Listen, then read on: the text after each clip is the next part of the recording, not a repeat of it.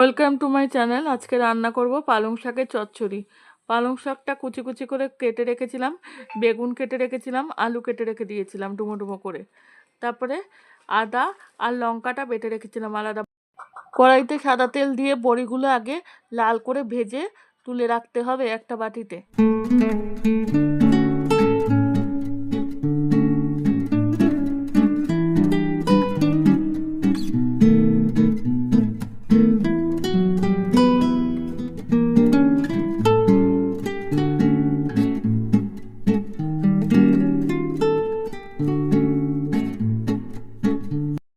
কড়াইশুঁটিগুলো ছুলে রেখেছিলাম।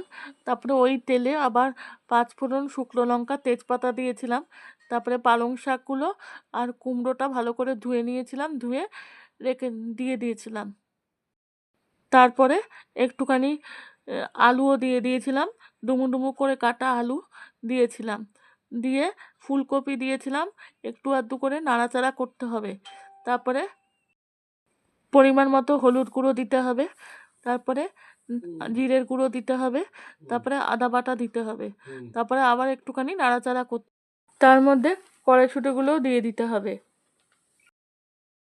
খুব নাড়াচাড়া করার পরে একটু জল বেরোবে, তারপরে পরিমাণ মতো নুন দিতে হবে, দিয়ে আস্তে আস্তে করে অনেকক্ষণ কষাতে হবে। তারপরে শাকের থেকে যখন জল বেরোবে তখন ওই জলের মধ্যেই বেগুন আলু সব সেদ্ধ হয়ে যাবে। তারপরে অনেকক্ষণ কষানোর পরে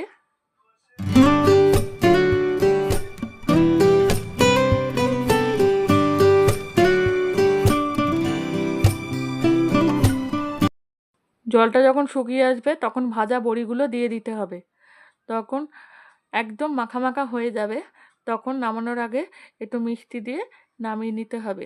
পালং শাকের চচ্চড়ি তৈরি।